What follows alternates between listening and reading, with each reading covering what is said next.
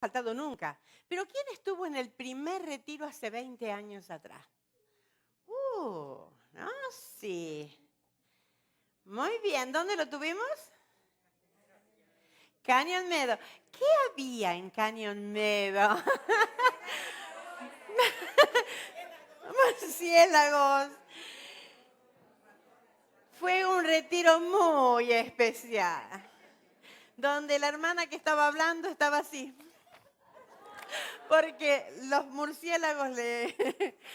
Y María y yo andábamos con un cepillo y una escoba para tratar de sacarlo.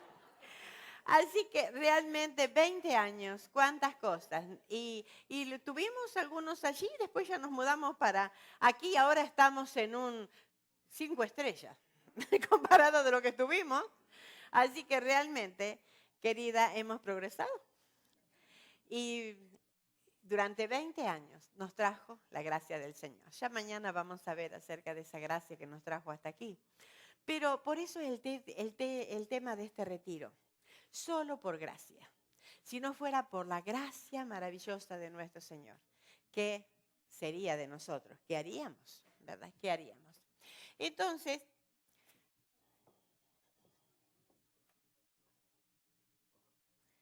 para comenzar esto, vamos a ver en el texto lema que nos vamos a guiar. El desafío es que se lo aprendan de memoria. La que lo aprende de memoria, no va a haber chocolatito porque engordan. Pero va a haber un señalador que dice solo por gracia, ¿lo ven? Está precioso. Y lo van a llevar a que me diga los textos, ¿ok? La que lo aprenda. Hay unos cuantos. Armida tiene mucha fe. ¿Cuánto hiciste, Armida? 60 y nomás. 100 me dijiste. Ah, me parecía. Primero me ofreció 50 y le dije, Armida, van a venir más. Y yo sé que las hermanas van a... Entonces, así que hay para bastante, pero el asunto es que lo tienen que aprender. Y no hay excepción, ¿ok? Así que al final pueden ir repitiéndolo hasta que lo aprendan. Ok, entonces, ¿cuál es el texto en el cual nos vamos a enfocar en este retiro? Y este va a ser nuestro texto lema, ¿ok? Para alabanza de la gloria de su gracia, con la cual nos hizo aceptos en el amado, en quien tenemos redención por su sangre, el perdón de pecados según las riquezas de su gracia. Efesios 1, 6 y 7. Como son 20 años, son 2 versículos. 2 versículos, no es uno solo, 2. Entonces, yo sé que es un poquito largo, pero no es imposible. ¿Lo repetimos todas? Para alabanza de la gloria de su gracia, con la cual nos hizo aceptos en el amado, en quien tenemos redención por su sangre, el perdón de pecados, según las riquezas de su gracia. Fíjense cuántas veces dice gracia. Y dice que esa gracia con la cual esa gracia nos hizo aceptos en el amado. Si no fuera por esa gracia, Dios no me podría aceptar. ¿Se dan cuenta? La gracia de Dios. Y por quien tenemos en el amado, ¿quién es el amado? El Señor Jesús, el amado de Dios. Y nuestro amado cuando nosotros lo aceptamos por fe. Y quien tenemos redención, ¿por qué? Por su sangre. ¿Se dan cuenta cuál es la gracia? La gracia no es que cierra los ojos y aquí no pasó nada. La gracia se extiende mucho más allá que eso. La gracia me hace acepta en el amado porque me da el perdón de mis pecados, me hace santa y aceptable delante de Dios. La gracia de Dios. Y dice, el perdón de pecados según las riquezas de su gracia. Y para que me perdonen los pecados a mí, el Señor tiene que tener muchísima gracia. Y es las riquezas de su gracia. Las riquezas de su gracia. ¿Lo repetimos de nuevo? A ver si se dice que la memorización es la base de la repetición es la base de la memorización. Así que si lo repetimos, nos va a quedar. A ver, para alabanza de la gloria de su gracia, con la cual nos hizo aceptos en el amado, en quien tenemos redención por su sangre, el perdón de pecados según las riquezas de su gracia. Efesios 1, 6 y 7. Ahora, para entender mejor este pedacito, este pasaje, o sea, estos dos versículos, tendríamos que ir, para no sacarlo de contexto, a todo lo que dice Efesios capítulo 1. Y vamos a ver ahí en Efesios capítulo 1 qué nos está diciendo empezando desde el versículo 3. Y vamos a ver qué es lo que nos está diciendo Pablo, que es el que está escribiendo esto, y qué es por qué llega a la culminación de esto, que tenemos redención por su sangre. Fíjense lo que dice. Bendito sea el Dios y Padre de nuestro Señor Jesucristo, que nos bendijo con toda bendición espiritual en los lugares celestiales en Cristo. Fíjense que dice que nos bendijo con ¿cuántas bendiciones? Con toda bendiciones. ¿Me falta algo? No. Y si no la tengo, ¿por qué es? Porque no la disfruto. Las tengo a todas, que no las disfrutes es otra cosa. Dice, según, y fíjense el versículo 4, nos escogió en Él antes de la fundación del mundo. Miren, usted y yo, mi querida, ¿dónde estábamos? Antes de la fundación del mundo, antes de que su mamá sepa, antes de que su papá tuviese la idea de tenerla, antes de que existiera el mundo, Dios ya la tenía en la mente. Y Dios me tenía en mente a mí. ¿No es preciosa la gracia de Dios? Dice, según nos escogió en Él antes de la fundación del mundo. Y fíjense, ¿para qué? Para que fuésemos santos y sin manchas delante de Él. Fíjense cuál es el objetivo. Santos y sin mancha. ¿Podemos ser santos y sin manchas delante de Dios? Por medio de la sangre de Cristo, así es. Yo digo, cuando yo leo esto, ahí me doy cuenta el significado de la cruz de Cristo. Estamos tan acostumbrados de hablar de la cruz de Cristo. Sí, Cristo murió por los pecados. Cristo fue a la cruz. Pero realmente nos damos cuenta del significado de la cruz. Por medio de la cruz yo soy santa delante de Dios, por medio de su sangre. Y eso, miren, si no es gracia. ¿Quieren saber cuál es la gracia de Dios? Miremos la cruz. Esa es la gracia de Dios. Por medio de la cruz, Él me concedió gracia. Me concedió la gracia. Y dice, en amor, habiéndonos predestinados para ser adoptados hijos suyos. Predestinados. Yo tenía el fin de lo que íbamos a hacer. El destino nuestro, de ser hijos suyos. Por medio de Jesucristo, según el puro afecto de su voluntad. ¿Por qué? ¿Por qué somos así? Porque Él quiso. El puro afecto de su voluntad. Porque Él quiso. A Dios nadie lo mandó. No lo coaccionaron, no le dijeron, tienes que hacerlo. El puro afecto de su voluntad. Él lo quiso. Lo quiso así. Me quiso amar. Me quiso amar. Y es tan precioso saber que es la voluntad de Dios el amarme. A pesar de que no era nada amable, Dios me amó. Dios me amó. Y Dios nos amó a cada una de nosotras. Por eso es su gracia. Y entonces sí, dice, para alabanza de la gloria de su gracia. ¿Por qué me amó? ¿Por qué me salvó? Para alabanza de la gloria de su gracia, con la cual nos hizo aceptos en el amado, en quien tenemos redención con su sangre, el perdón de pecados según la riqueza de su gracia. Entonces, notemos que Pablo aquí habla de bendito el Dios. Bendito Dios. Así empiezo. Bendito sea el Dios. ¿Qué quiere decir bendito? Es hablar bien de una persona, decir bien.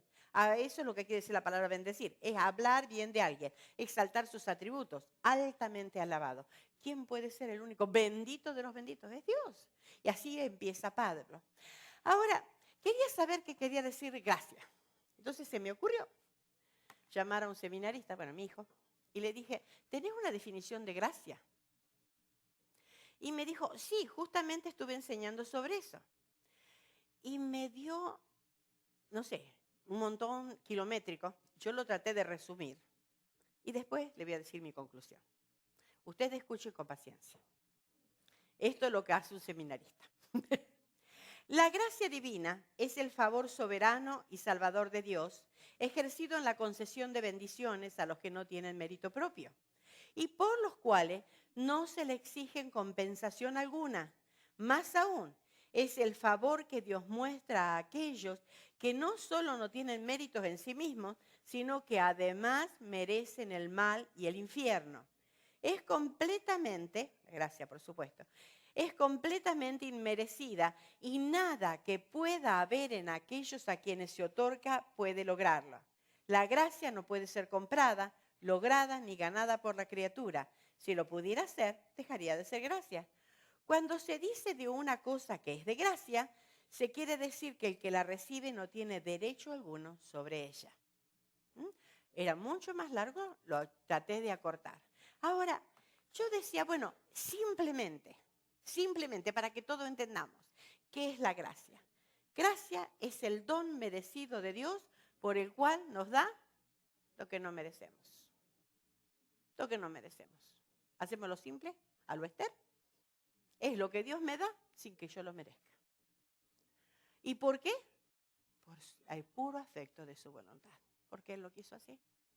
No porque me lo gané, ni porque hizo mérito. Mire, querida, al estudiar sobre la gracia de Dios, pensaba, ay, si pudiéramos vivir todos los días aferrada a esa gracia, sabiendo que no tengo que hacer méritos alguno, que no tengo que ganarla, no tengo que hacer nada. La gracia está allí. Y aprender a vivir como por gracia, no religiosamente. Y pensaba cuántas veces nosotros nos comportamos religiosamente. Y nos ponemos un montón de tengo que hacer, tengo que hacer, tengo que hacer. No tengo que hacer, no tengo que hacer, no tengo que hacer, no tengo que hacer. Y me rijo por eso. Y Dios me dice, Esther, descansa. Mi gracia ya está derramada. Mi gracia. Vives por gracia, no porque lo vas a ganar. Entonces dije, bueno, qué bueno si es así. Ya que, ¿para qué leer la Biblia si es por gracia? Ya no. ¿Para qué voy a orar si es por gracia? Si dice que no me la tengo que ganar, me puedo mandar algún pecadillo por ahí. Total, no, la gracia ya está. Dice que porque abundó el pecado, ¿qué hace? Sobreabundó la gracia, pues entonces dije, bueno, podemos tenernos licencia en algunos días. Total, la gracia está. Ah. Pero encontré algo que me hizo pensar, porque por supuesto, lo que yo pensaba, por supuesto que no lo pensaba de verdad, porque Pablo inmediatamente, ¿qué dijo? Dice, entonces pequemos para que la gracia crezca. ¿Y qué dijo? De ninguna manera, como dice Henry siempre, perezca el pensamiento. ¿No? De ninguna manera, eso no es así. ¿Cómo vamos a pecar? Si pecamos es porque no hemos conocido la gracia de Dios. Si pecamos deliberadamente es porque no hemos conocido la gracia de Dios. El que conoce la gracia de Dios se rinde ante ella. Se cuenta de que había unos muchachitos, 14 años, ¿no?, que estaban planeando ir a robar fruta de un jardín, de una granja, ¿cómo se dice? Una huerta. Entonces estaban ya y los padres eran muy severos y los castigaba. Entonces estaban todos ahí pensando cómo lo iban a hacer y que los padres no se enteraran. Pero había uno de los chicos que tenía una relación muy preciosa con el padre, muy linda. Y entonces se reunieron en la esquina y empezaron, ¿cómo vamos a hacer? Vamos a llevar bolsa, vamos a salir de noche, no decimos a nadie, qué sé yo, qué hacemos con la fruta después. Bueno, todos empezaron a pensar qué iban a hacer. Entonces el chico que tenía buena relación con el padre dijo, yo no voy. Y los otros le dijeron, ¿por qué? Si es el que más livianito te va a ir de todo. A tu papá vos te trata bien, te muestra cariño, te va a ir mejor. A nosotros sí que si nos descubren. Y él les dijo, porque tengo una preciosa relación con mi papá, yo no la voy a arruinar. No voy a hacer nada que lleve deshonra a mi papá. Y me hizo pensar en esto. El que conoce la verdadera gracia y el carácter de Dios no va a pecar. Y se va a portar mal, como decimos nosotros. porque abusamos de la gracia. El que conoce la gracia de Dios va a tener cuidado. Y miren lo que encontré que realmente me gustó mucho. Dice, gracia es la influencia divina sobre el corazón y su reflejo en la vida. Si yo conozco la gracia de Dios, se tiene que reflejar en mi vida. No es solamente, ay, yo conozco la gracia de Dios y vivo como el servicio secreto, ¿no? Nadie sabe, nadie conoce, yo soy guardadora de la gracia, no. La gracia de Dios se da a conocer. ¿Por qué? Porque la persona lo muestra. Es la influencia divina sobre el corazón y su reflejo en la vida. Y miren, por ejemplo, lo que dice Tito, capítulo 2, versículo 11 y 13. Porque la gracia de Dios se ha manifestado para salvación a todos los hombres, enseñándonos, fíjense, está hablando de gracia, ¿no? Está hablando de gracia y dice que se ha manifestado ¿para qué? Para salvación a todos los hombres, enseñándonos que ¿qué? Que renunciando a la impiedad y a los deseos mundanos, vivamos en este siglo sobria, justa y piadosamente, aguardando la esperanza bienaventurada y la manifestación gloriosa de nuestro gran Dios y Salvador Jesucristo. El que conoce la gracia de Dios renuncia al pecado. Quiere agradar porque está mirando, está deseando un día encontrarse con el dador de la gracia, con ese Señor que le transformó su vida dándole la gracia. ¿Cómo vamos a perseverar en el pecado? Es imposible. El que conoce la gracia de Dios se aparta de pecado. Y fíjense también Efesios 2, 8, 9. Y fíjense que yo puse y 10, porque casi siempre nos paramos en el 9. ¿Qué dice? ¿Por gracia?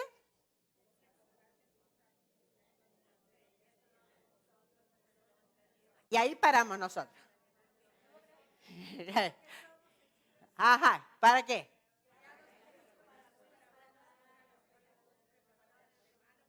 Ok, a ver aquí alguien que lo sepa todito y me lo diga porque hicieron un popurrí de versículos. A ver, el versículo 10 solo. Perdón, para los que no, Efesios 2, 8 y 9. Está hablando de que somos salvos por gracia, que no es por obra. No podemos hacer nada para tomar la gracia, para ganarme la salvación. No puedo hacer absolutamente nada. Pero después el versículo 10 dice, ya que yo ya tengo la salvación y ya que yo he disfrutado la gracia, ¿ahora qué? ¿Cómo dice 10? Porque somos.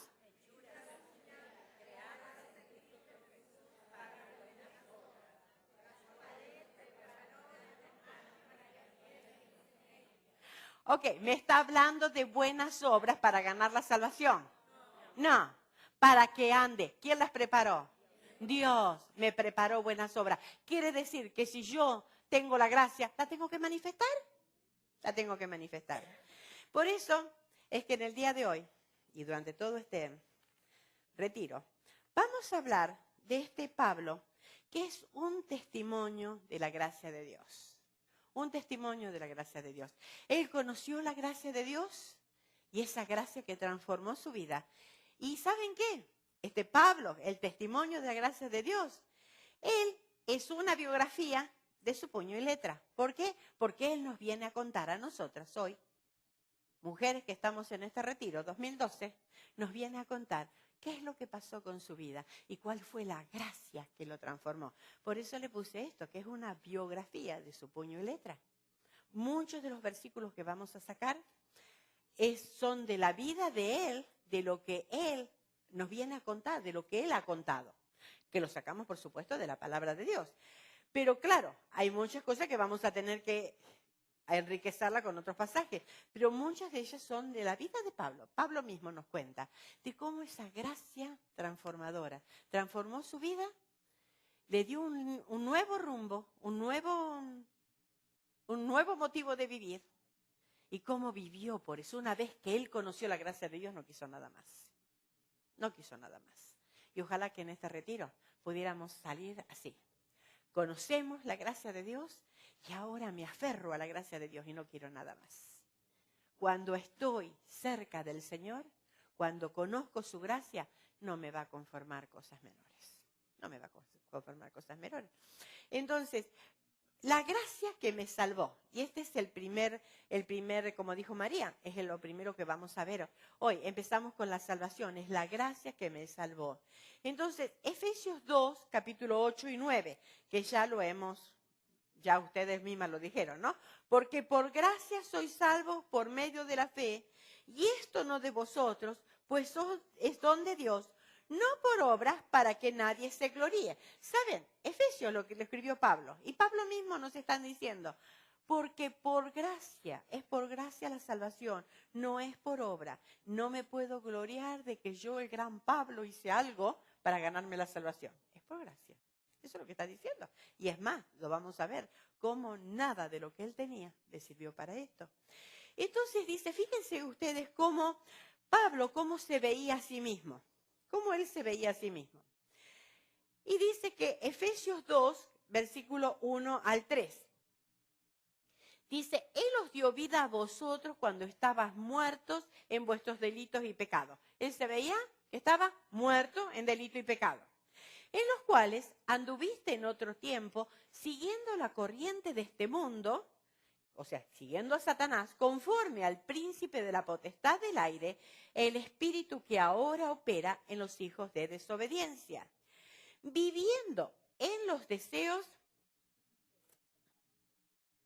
entre los cuales también todos nosotros, fíjense cómo se incluye, vivimos en otro tiempo en los deseos de nuestra carne, y haciendo la voluntad de la carne y de los pensamientos, y éramos por naturaleza hijos de ira, lo mismo que los demás. ¿Cómo se veía de Pablo?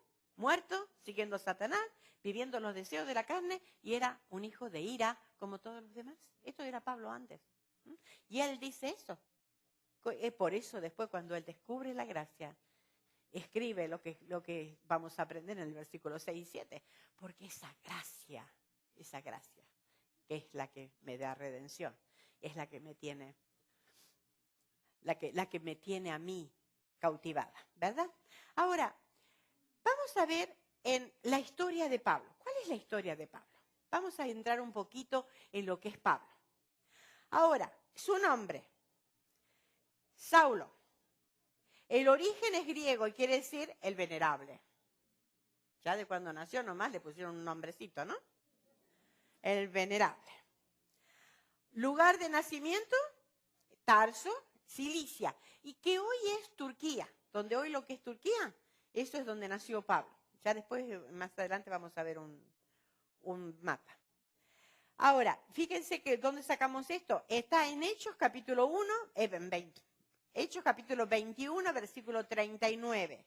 Y dice, entonces dijo Pablo, yo de cierto soy hombre judío de Tarso, ciudadano de una ciudad no insignificante de Cilicia.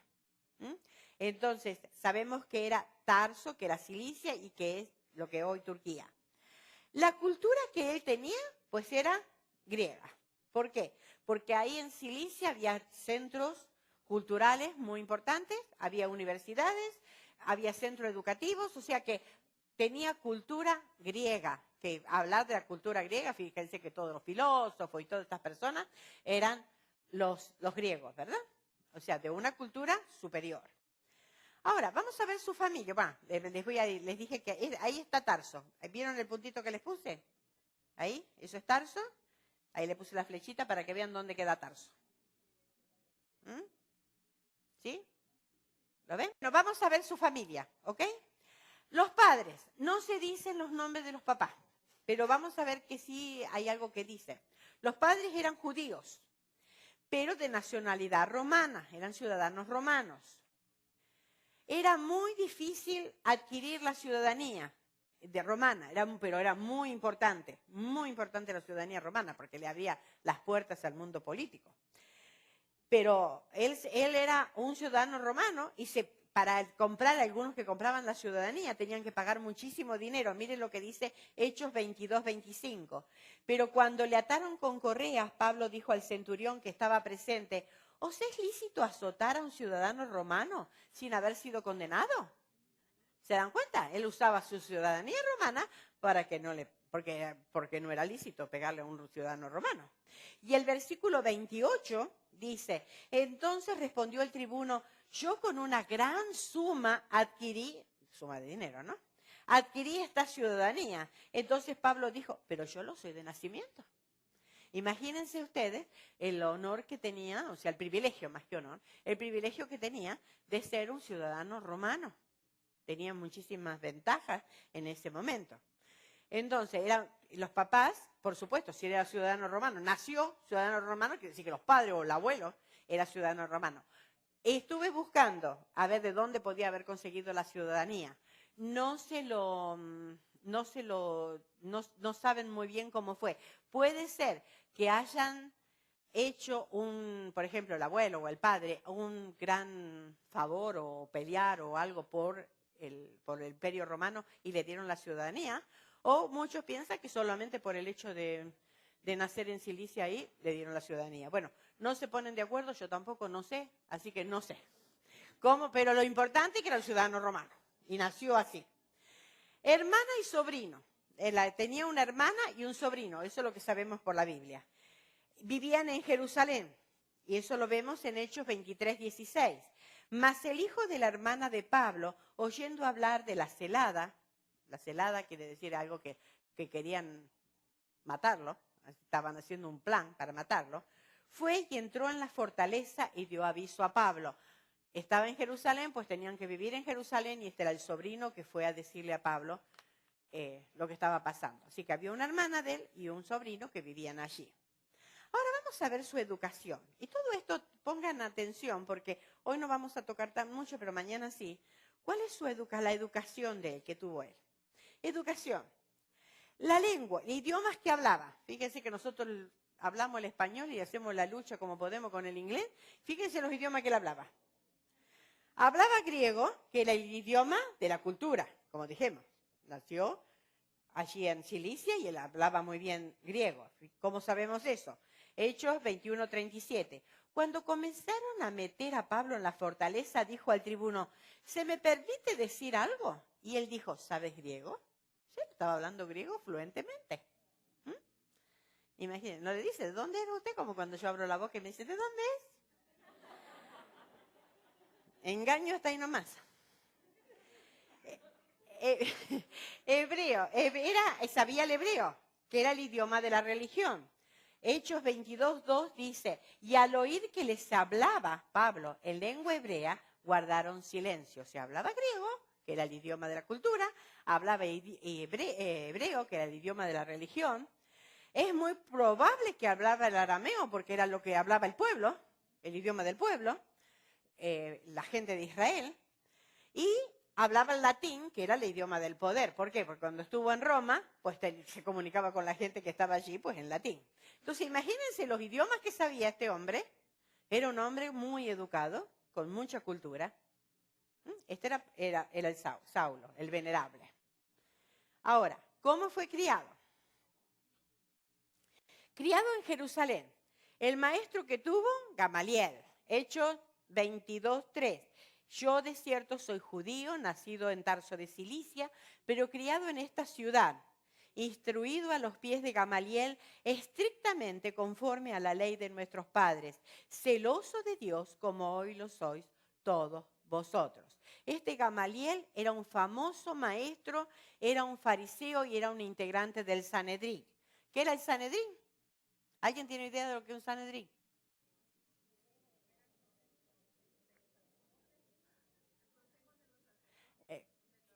Bueno, era consejo, pero no de los sacerdotes.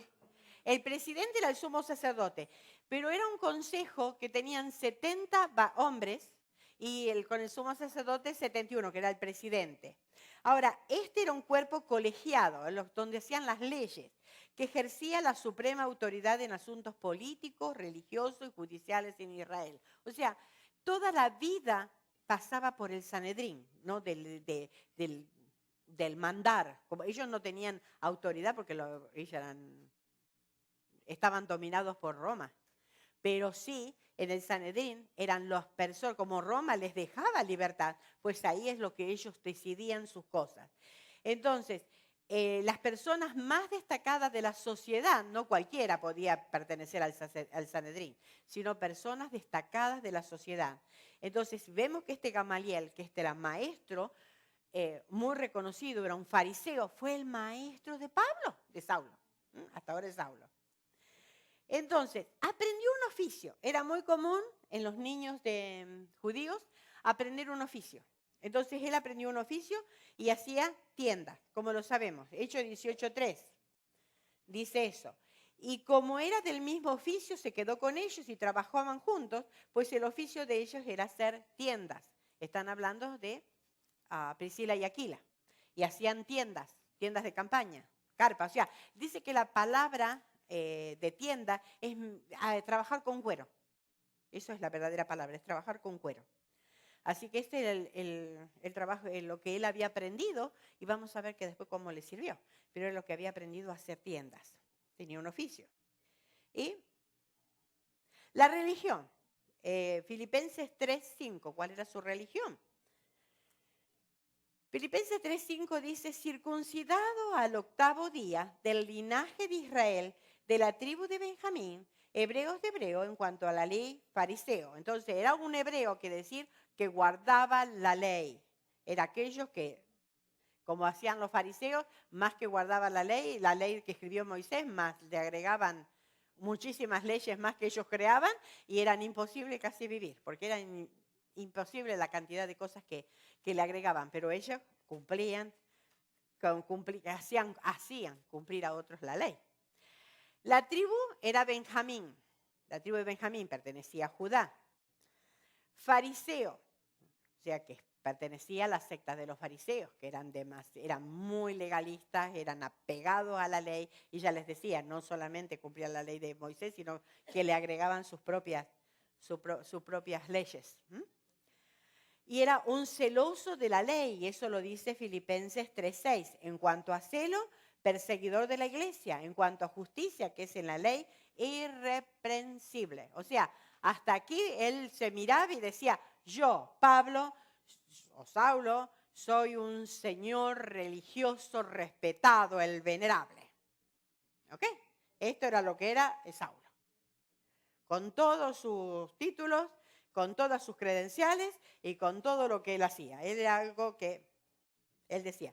Posiblemente dicen algunos que podía haber sido él mismo un miembro del Sanedrín o que podía entrar y salir del Sanedrín muy fácilmente. O sea, muchos piensan que era un hombre influyente por lo que vamos a ver. Ahora, ¿cómo comienza la vida que nosotros vamos a empezar? Esto todo es un antecedente. Hoy se va a tratar un poco del inicio, de cómo es que sale este Saulo, ¿no? De dónde salió, qué es lo que tenía. Ahora, ¿cuál es la primera vez que la Biblia habla de Saulo? Está en Hechos capítulo 7:58, que es con la muerte de Esteban.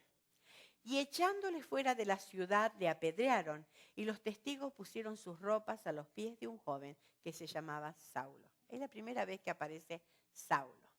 Pero es interesante, porque claro, uno estudiando un poquito más, se da cuenta que Saulo aparece en la muerte del primer mártir cristiano, que fue Esteban.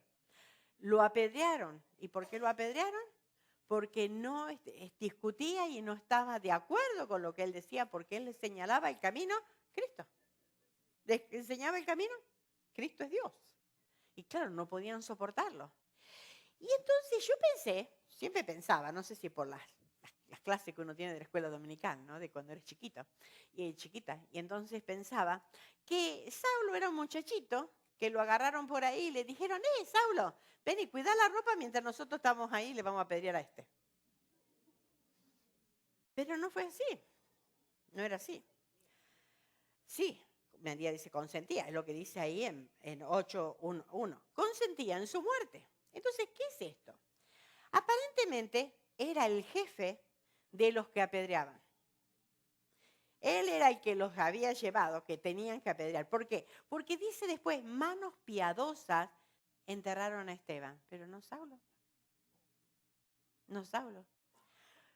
Recuerden que cuando le apedrearon, Esteban alzó sus ojos a los cielos y vio al Señor y les decía, dio un testimonio precioso en su muerte.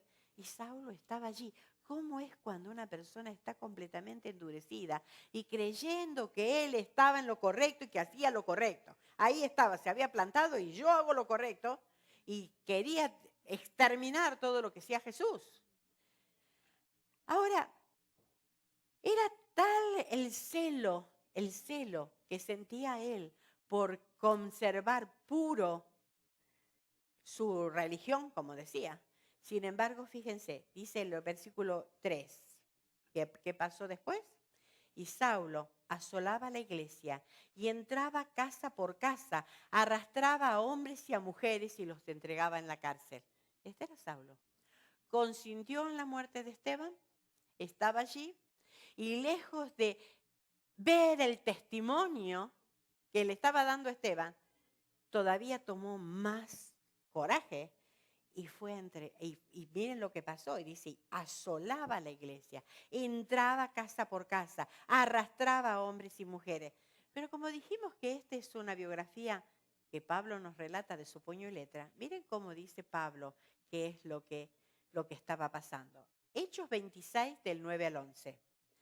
Yo ciertamente había creído mi deber, fíjense cómo él se expresa, ¿no? Había creído mi deber hacer muchas cosas contra el nombre de Jesús de Nazaret, lo cual también hice en Jerusalén. Yo encerré en cárceles a muchos de los santos, habiendo recibido poderes de los principales sacerdotes, y cuando los mataron, yo di mi voto. Y muchas veces, castigándolos en todas las sinagogas, los forcé a blasfemar y enfurecido sobremanera contra ellos, los perseguí hasta en las ciudades extranjeras. Pablo relata, Saulo está relatando lo que él hacía.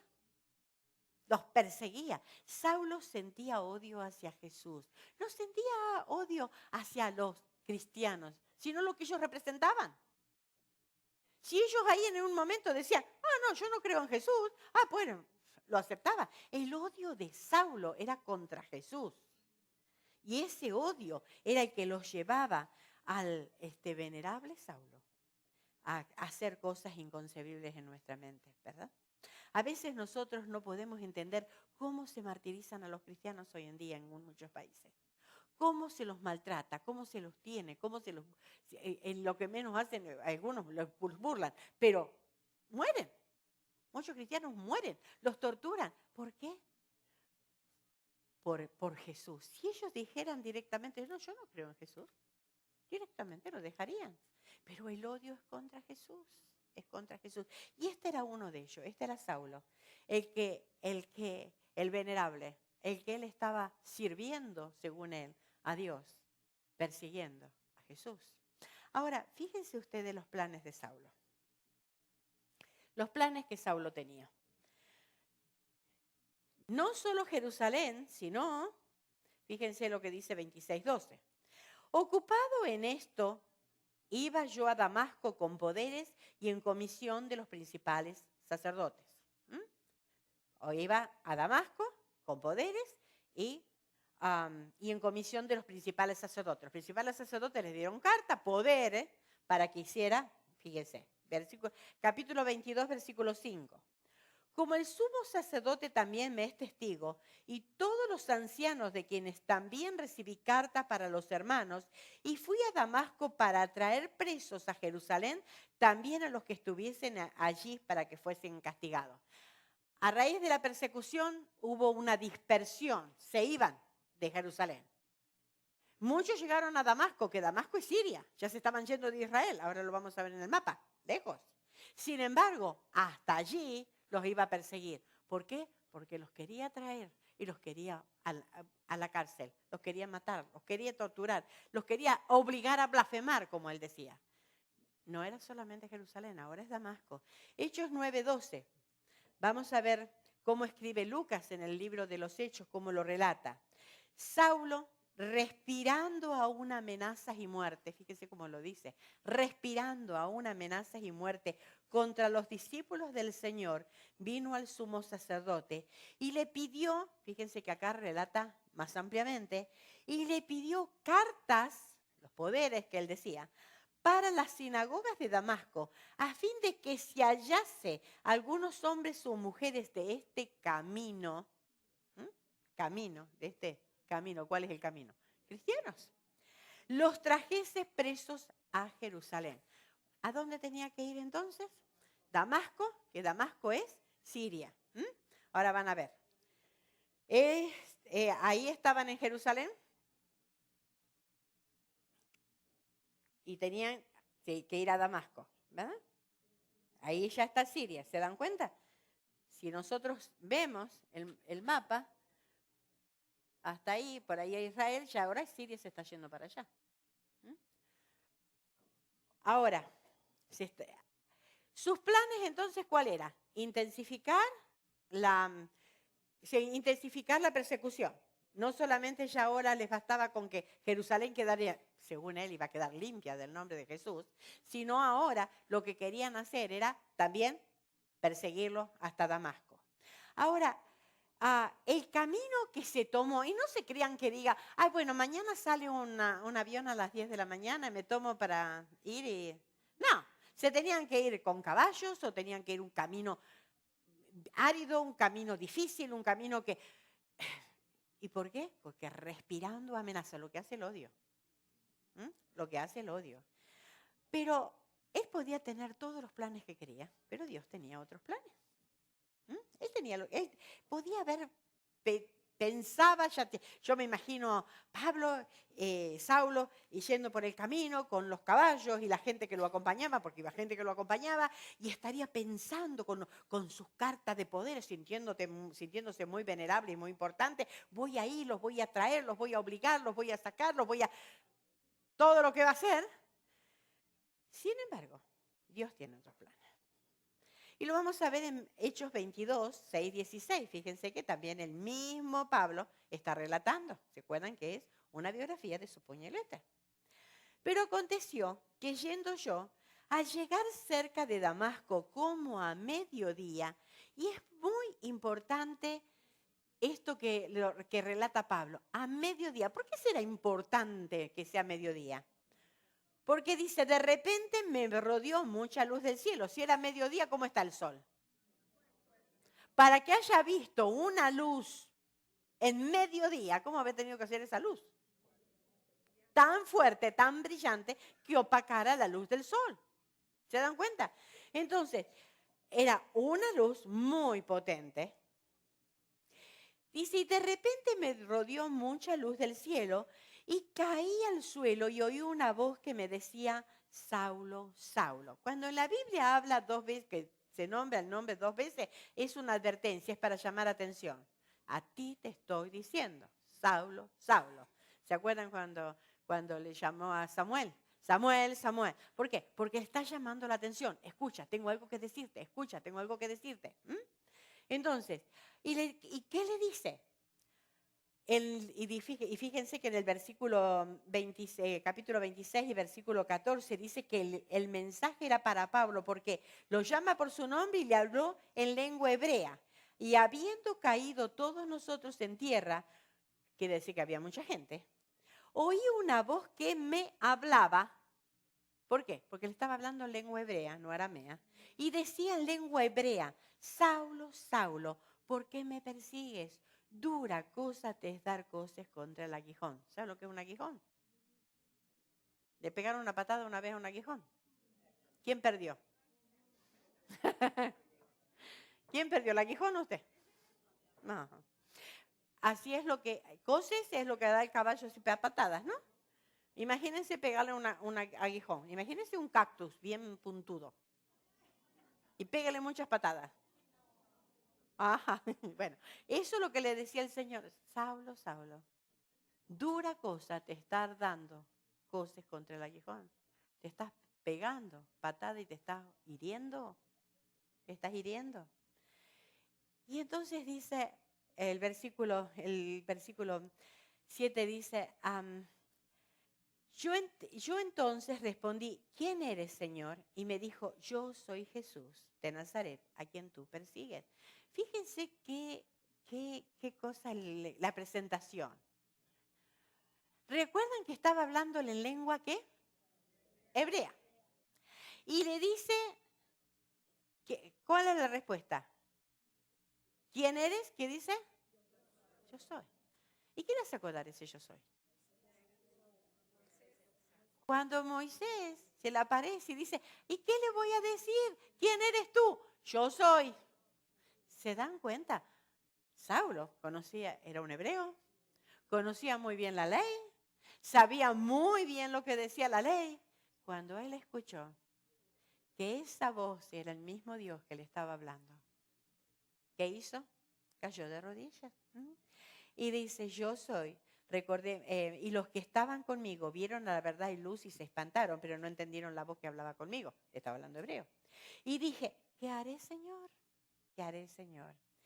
Ahora, Hechos 9:6 dice, Hechos 9:6 dice que lo que él hizo.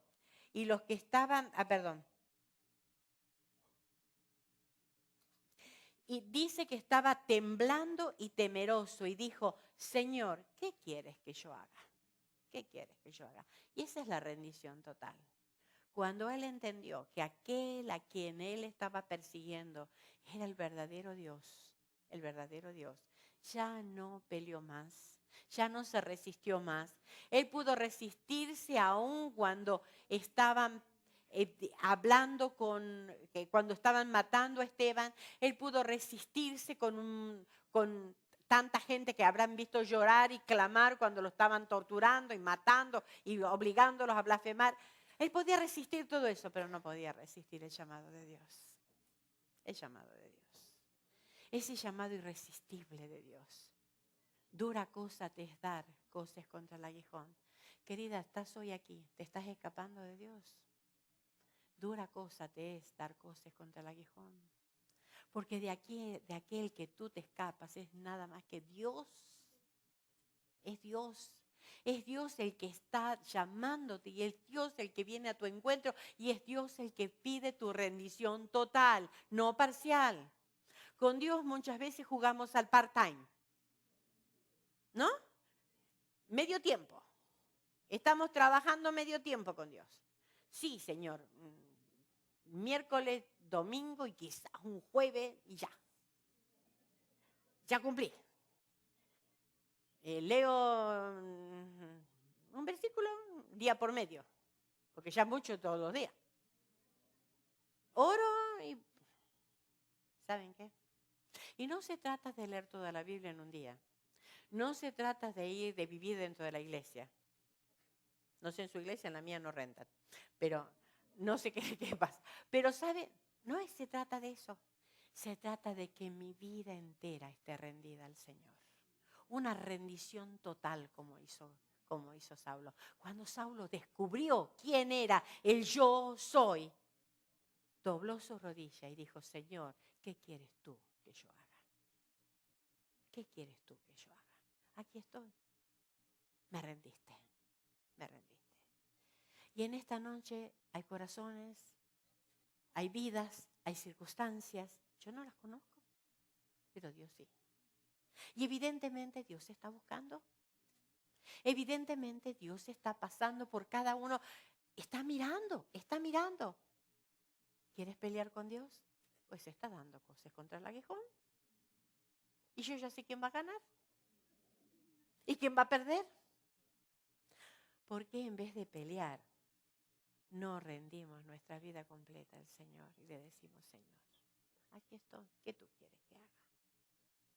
Más que peleó Saulo y no pudo. Se cayó de rodillas. Entra a Damasco, pero qué diferente. Iba a entrar el venerable Saulo en caballo con todo su séquito, con cartas del sumo sacerdote y que obligaba a todos a volverse a Jerusalén y a blasfemar el nombre de Jesús. Sin embargo, miren cómo entra. Versículo 10. Entonces le dije, ¿qué haré, Señor? Y el Señor me dijo, levántate y ve a Damasco. Y allí te diré todo lo que está ordenado que hagas. Porque cuando dijo, levántate y ve a Damasco, al final es donde yo iba, ¿no? Saulo, no tus planes son los míos. Yo tengo otros planes. Otros planes. Y dice, y versículo 11, y como no veía a causa de la gloria de la luz, llevado de la mano por los que estaban conmigo, llegué a Damasco. Versículo 11, llega a Damasco, pero qué diferente. Él llega a Damasco ciego, llevado de la mano, y qué diferente entrada, esa entrada que él pensaba que iba a ser tan triunfal. Sin embargo, Dios tiene sus planes. Y ahí está, el venerable, dejándose guiar por otros, por sus siervos, porque no veía. ¿Y qué hace allí? Quedó atrás el arrogante Saulo. ¿Para qué ahora? Fíjense que entra en juego a otra persona, Ananías. Y me encanta porque cómo el Señor tiene preparada a las personas justas. Ahí está, yo te lo pongo a Angélica. ¿Ya le veo la cara?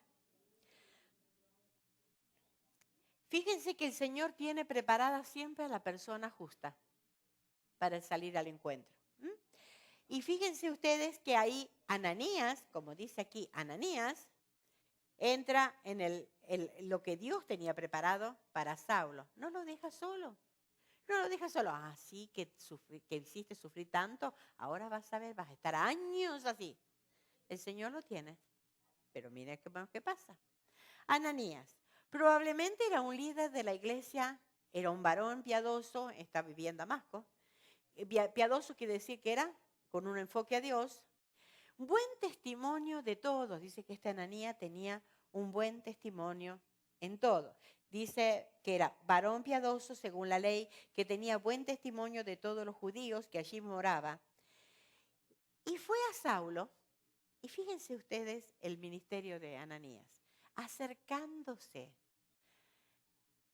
Imagínense que Ananías sabía, y después lo vamos a ver mañana. Ananías sabía lo que era Saulo. Ananías sabía qué estaba haciendo y con qué propósito. Sin embargo, Ananías fue obediente a la voz de Dios y se acerca a un Saulo que no merecía nada de parte de Ananías porque había estado maltratando a sus hermanos. No merecía nada. Sin embargo, Ananías, porque era un varón piadoso, tenía su enfoque a Dios. Fíjense, me encanta, acercándose. Él podía haber dicho, mira, Señor, yo de acá lejito nomás le digo. No, fue y acercándose, le habló. ¿Y qué le dijo? Dice, vino y acercándose me dijo. Pablo es el que está relatando esto en el capítulo 22. Está relatando eso. Fíjense, pasaron muchos años, pero él nunca se olvidó de que hubo un Ananías en su vida, de que se le acercó y que le habló. Y miren lo que le dijo. Dice, y me dijo, el perseguidor y el perseguido, ahora juntos, y le dice, hermano Saulo. Imagínense, pónganse en el lugar de este Saulo. Pónganse en el lugar de un hombre que ha descubierto por primera vez en su vida la gracia de Dios, que descubrió quién era el que él le perseguía, que descubrió todo lo que había hecho y que uno de esos que él venía a perseguir y a prender y a llevar y obligarlo a blasfemar, viene y le dice, hermano Saulo, hermano Saulo. ¿Se dan cuenta cómo es el ministerio de la reconciliación? ¿Y qué hace eso si no es la gracia de Dios? La gracia de Dios uniendo dos personas que tendrían que estar, pero lejísimos de emociones, lejísimos de todo. Sin embargo, la gracia de Dios los une. ¿Por qué? Porque la misma gracia de Dios que necesitó Saulo era la misma gracia de Dios que disfrutó Ananías. Y la gracia de Dios es la que los une. Hermano Saulo recibe la vista y allí le da la vista. Qué reconfortante habrá sido para Saulo escuchar esas palabras, hermano. Fíjese que no le vino a dar una gran prédica ni nada, ni vino a decirle, mira lo que has hecho. No, solamente hermano Saulo. Y pasaron años y Saulo se acordaba, hubo alguien, un Ananías en mi vida. ¿Cuántos Ananías habrá visto en la vida nuestra, no? Que alguna vez se acercó con una palabra de aliento, con una palabra de amor, a decirnos, hermana. Y qué hermoso es pensar que todavía aquí hay Ananías, y que podemos hacer ese ministerio. Dice, recibe la vista. Y yo, dice Pablo, en aquella misma hora recobré la vista y lo miré. Fíjense que lo primero que hace es mira al que tiene adelante. ¡Ah! Este es Ananías. Este era uno de los que yo tenía que aprender. ¿No? Porque era así, los venía a aprender.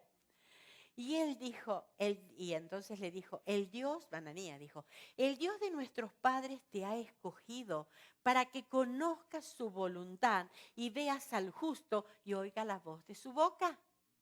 Fíjense qué privilegio, ¿no? Porque serás testigo suyo a todos los hombres de lo que has visto y oído. Ahora pues, ¿por qué te detienes? Levántate y bautízate y lava tus pecados invocando su nombre.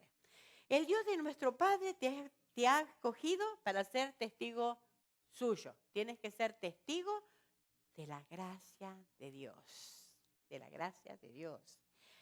Levántate y bautízate. Y ahora, ¿por qué los voy a dividir? Porque muchos toman este versículo para decir, ¿ve que algo que hacer? Porque fíjense, yo leo, ¿no? ¿Qué dice? Y el Dios de nuestros padres dice, ahora pues, versículo 16, ahora pues, ¿por qué te detienes? Levántate y bautízate y lava tus pecados invocando su nombre. ¿Qué estoy diciendo allí? Que para lavar mis pecados, ¿qué es necesario hacer? Pero dice eso. Bueno, lo dice. Lo dice, pero no quiere decir lo que dice. Ya era salvo. Ya era salvo, porque se salvó del momento que rindió su vida. Pero fíjense, levántate, bautízate. ¿Qué quiere decir? No te detengas. No te detengas. Eres salvo. No te detengas. ¿Qué impide que seas salvo, que te bautices? Bautízate. Y ahora, la segunda parte. Lava tus pecados invocando su nombre. ¿Qué es lo que nos hace salvo a nosotros? Es el nombre del Señor. ¿Por qué? ¿Qué dice Romanos 10, 9, 10 y 13? Dice que si confesares con tu boca que Jesús es el Señor y creyeres en tu corazón que Dios le levantó de los muertos, serás salvo. Porque con el corazón se cree para justicia, pero con la boca se confiesa para salvación. Porque todo aquel que invocare el nombre del Señor será salvo. Y es lo que está diciendo. Todo aquel que invocare el nombre del Señor, entonces será salvo. La salvación es por pura gracia. Yo no puedo agregarle absolutamente nada para ser salva. Nada. La salvación es por gracia. La salvación es el don gratuito que Dios me da. Es como si yo voy a pedirle a Dios, o sea, si en ese momento siente alguna la necesidad de ir hacia Dios buscando la salvación, ¿sabe cómo es la figura? La de un mendigo que extiende su mano y piden que le den algo. ¿Se lo merece? ¿Trabajó por eso? Es por pura gracia que alguien le pone algo en la mano. Es la mano de un mendigo que se extiende. Cuando vamos a Dios no podemos ir con arrogancia. Cuando vamos a Dios no puedo ir con títulos, no puedo ir con nada. A Saulo no le sirvió nada de lo que era. No sirvió de nada. Solamente cayendo de rodillas. El rabino, el gran rabino, el venerable, de rodillas ahí en la tierra y diciéndole, Señor, ¿qué quieres tú que yo haga? Es la rendición total, porque la salvación por pura gracia. Cuando uno se da cuenta de lo que es cae de rodillas delante de ese Dios. Un testigo de la gracia de Dios, Romanos 3:24, dice, siendo justificados gratuitamente por su gracia mediante la redención que es en Cristo Jesús. El testigo de la gracia de Dios es el que escribió esto. Siendo justificado, siendo declarado justo delante de Dios. Gratuitamente, no tuve que pagar nada. Por su gracia. Por su gracia. Mediante la redención que es en Cristo Jesús. Y la redención es la compra. La compra. Cristo me compró con su sangre. El precio fue la sangre de Cristo. ¿Para qué? Para que hoy pueda disfrutar la gracia de Dios, la salvación. La historia es de Pablo. Pero ¿saben? La historia es la mía. ¿Cómo impregnó esta gracia en la vida de Pablo? Que en las 13 cartas su saludo fue gracia y paz. La gracia de Dios. Nunca se olvidó que fue salvado, no por obras, no por su religión, sino por gracia, por gracia. Por gracia soy salvo, por medio de la fe, dijo él. Y esto no es don de nosotros, es don de Dios. No por obras, para que nadie se gloríe. Y esta es la gracia salvadora. La gracia que disfrutó Saulo al ver a ese Dios con el cual estaba peleando, rindiendo su vida. Y es la misma gracia que hoy se extiende para ti. Hoy estás aquí y no es una casualidad. No es una casualidad. No sé qué te ha traído, pero casualidad no. Dios te ha traído. No sé qué te ha traído, pero sé quién te ha traído. Dios te ha traído. Y es algo que tienes que mirar y examinar tu vida. ¿Qué es lo que hay en mi vida? ¿Qué es lo que hay? ¿Cómo está mi vida? ¿Estoy disfrutando de esa gracia de Dios? ¿O todavía ni la conozco? Recuerden que la gracia de Dios no se puede ocultar.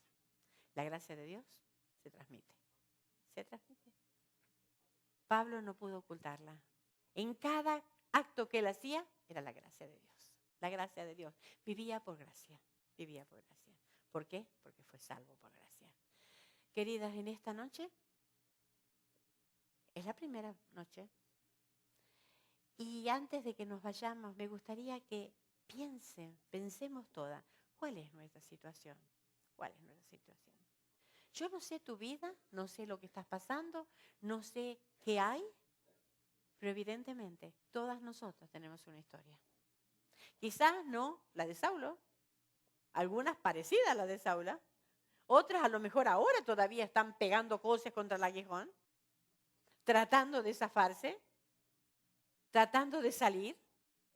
Pero saben, la única salida es rendición completa. Cuando doblo mis rodillas espirituales y le digo, Señor, ¿qué quieres tú que yo haga? Y no piensen que cuando van a tener, digo, yo voy a ser salva y le voy a decir al Señor todo lo que yo quiero que Él haga. De ahí no empieza la cosa. Cuando disfruto la gracia de Dios, mi vida tiene que someterse completamente a lo que es su vida, que es su gracia. Que el Señor nos bendiga, que podamos disfrutar de esa gracia, y si hay todavía aquí personas que quieren hablar con nosotras, no se vayan. Aquí hay hermanas que las podemos ayudar a encontrar esa gracia. Yo no sé cuál es su situación, pero aquí estamos. Queremos quizás ser un Ananías, poder ayudarlas, poder ayudar a encontrar esa gracia y disfrutarla. Porque la gracia no se puede hacer otra cosa sino disfrutarla. Que el Señor los bendiga. Y recuerden, solo por gracia. No ha faltado nunca. Pero ¿quién estuvo en el primer retiro hace 20 años atrás? No, sí. Muy bien. ¿Dónde lo tuvimos? Canyon Meadow. ¿Qué había en Canyon Meadow? Murciélagos. Fue un retiro muy especial, donde la hermana que estaba hablando estaba así, porque los murciélagos y María y yo andábamos con un cepillo y una escoba para tratar de sacarlo. Así que realmente 20 años, cuántas cosas. Y tuvimos algunos allí, después ya nos mudamos para aquí, ahora estamos en un 5 estrellas, comparado de lo que tuvimos. Así que realmente, querida, hemos progresado. Y durante 20 años nos trajo la gracia del Señor. Ya mañana vamos a ver acerca de esa gracia que nos trajo hasta aquí. Pero por eso es el tema de este retiro. Solo por gracia. Si no fuera por la gracia maravillosa de nuestro Señor, ¿qué sería de nosotros? ¿Qué haríamos? ¿Verdad? ¿Qué haríamos? Entonces,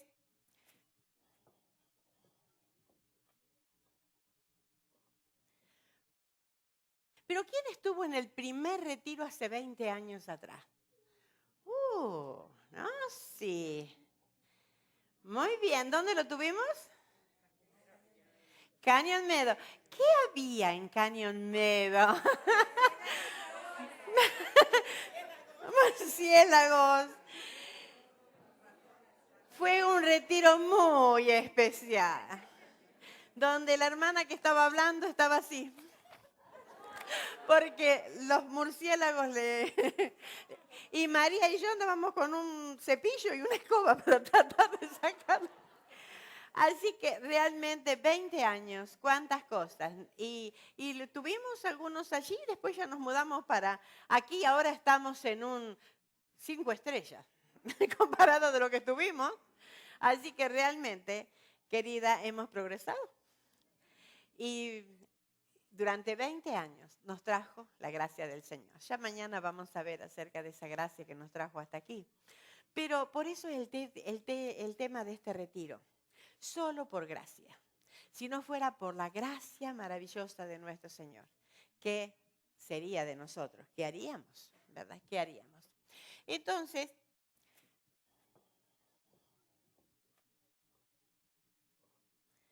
para comenzar esto, vamos a ver en el texto lema que nos vamos a guiar. El desafío es que se lo aprendan de memoria. La que lo aprende de memoria, no va a haber chocolatito porque engordan. Pero va a haber un señalador que dice solo por gracia, ¿lo ven? Está precioso. Y lo van a llevar a que me diga los textos, ¿ok? La que lo aprenda. Hay unos cuantos. Armida tiene mucha fe. ¿Cuánto hiciste, Armida?